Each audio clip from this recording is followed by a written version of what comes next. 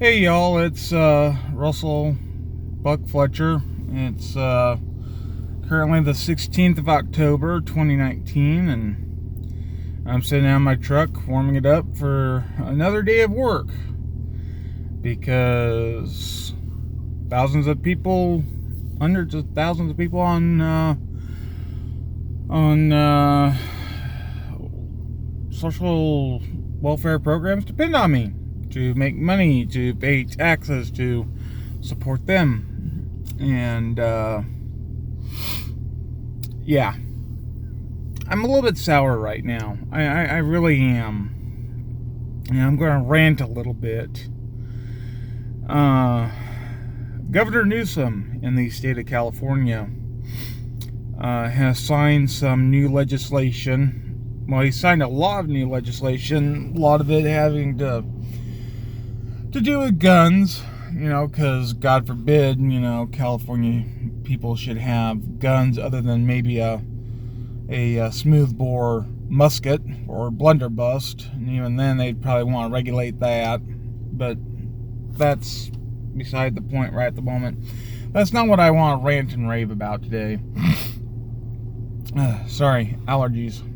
What I want to rant and rave about today is the fact that Governor Newsom has signed new legislation that allows illegal aliens or undocumented immigrants to be on unelected commissions and committees. So now we can have illegal aliens or undocumented immigrants making policy and making laws and making rules and regulations. And this coming from a guy who belongs to a party where they're worried about Russian collusion. Well, you know what? Here's some foreign influence for you. Allowing illegal people to enter your state and then get onto boards, commissions, and other governing bodies that get to make rules, regulations, and decisions. Yeah, that's foreign influence. You know why it's foreign influence?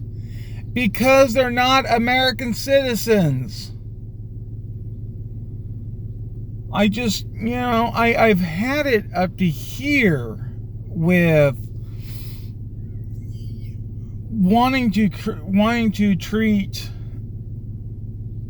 U.S. citizens and California taxpayers as second-rate citizens while raiding their bank accounts for taxes to pay for illegals.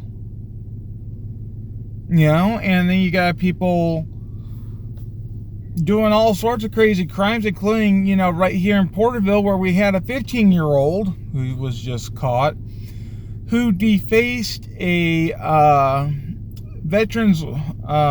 Vietnam Veterans War Memorial with spray paint that can't be taken off. So now the whole thing has to be replaced. And of course, he's Mr. Innocent. But, never mind that, they caught him with a loaded .357 snub-nosed revolver that was loaded. Oh, yeah, I'm sure that was just for personal protection. A 15-year-old, carrying around a loaded revolver. Oh, yeah. And he's got gang affiliations and, all sorts of crazy stuff. And they found drugs, too, and that just...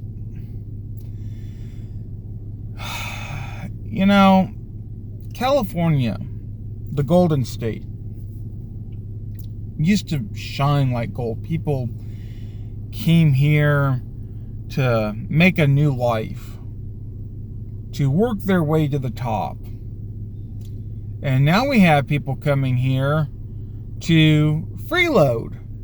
And then you got idiots like me who still think that, it's their moral and civic duty to go out and actually earn a living. even though I probably should be on disability, even though I don't consider myself disabled. My doctor likes to consider me disabled. The left likes to consider me severely disabled. The whole victimhood thing. Everybody can serve a purpose. Everybody can. And if you don't believe me, look at the people that work down at the sheltered workshop. They're mentally handicapped, high functioning, but mentally handicapped. But yet we still, as a society, find a place for them to not only be useful, but to get paid for their labor. And in the meantime, not only are they paid for their labor, but they find self-worth and self-appreciation in their labors and their ability to contribute to society. And not only that, but they are some of the friendliest people you'll ever run into. I have a lot of people that work for the sheltered workshop here in Porterville. And they're wonderful people. They're always friendly. They say hi. They, wave at you. They smile. Which is a lot more than I can say for a lot of the normal people I run into, who, when I smile at them or I nod or whatever, I get a death stare. And I've really started to get to the point where it's like, why do I even be friendly with people anymore? Especially in this state. It's one of the things that really gets to me is, we import a lot of people who don't share our values, who shouldn't be here in the first place. It brings everything else down. It makes everybody sour. And then when I go to someplace like Nevada or Arizona and I say hello, howdy, or, if I'm walking down the street and I got my hat on and I tip my hat, I get a smile and a hello.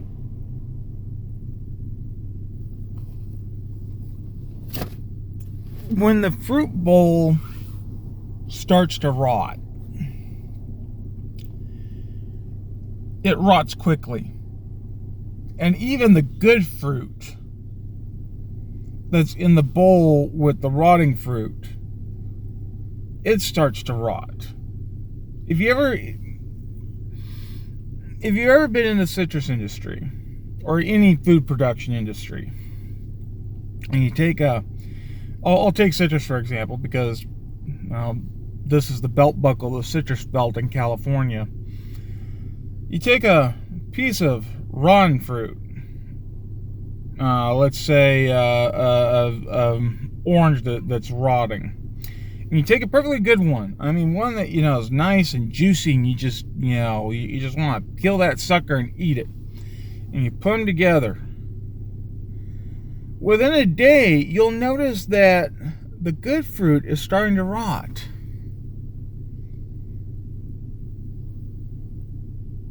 Why? Because the rotten fruit is losing its nutritional value, and the fungi that is over here on the rotten fruit sees the new fruit, the fruit that is nutritious and that is vibrant, and it jumps over there and it starts to suck out of it. And it'll suck it dry. And it'll suck both of them dry. But if that piece of good fruit was not touching the piece of rotten fruit, it would last a lot longer. And this is where we get expressions like a few bad apples spoils the bushel. Because all it takes is one or two bad apples and the whole thing turns rotten real quick. So, and that's what's happening in California. We allowed the rot to come in, and it is just permeating everywhere. And it's sad to see. It's sad to watch.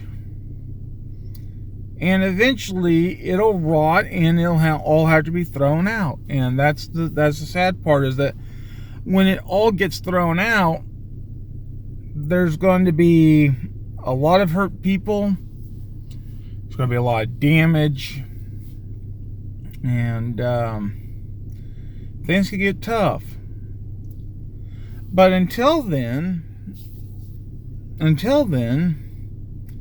we just have to kind of put up with it. Because those of us who see what's happening and are trying to prevent it are usually the silent majority. You know, we sit around and go, yeah, we see it happening, but, you know, not going to do a whole much about it. And it's like, okay.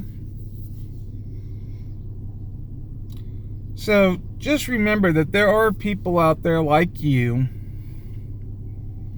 who see what's going on, and I encourage you to do what you can in your own little corner of our beautiful state to keep the shine of the Golden State going, and knowing that the rot cannot last forever.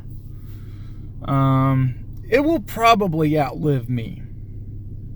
But I hope that future generations will be able to see it and scrub the bowl and start over fresh with a fresh new bowl of fruit. And realize from their mistakes of the past that when you start seeing rotten fruit, you don't baby it, you throw it out. So, my truck is just about warmed up. I have to go out and work today. And I'm curious to see how much gas prices have gone up since last night, considering that there was a new refinery fire up in Northern California. You can just, every time there's a refinery fire in this state, you can hear the gas prices just go up and up and up. So, that should be interesting. But other than that, have a great, what is today, Wednesday? Yes. Have a great Wednesday. Enjoy your day. And remember to keep your plow in the soil. And keep going. Talk to you all later, and have a great day.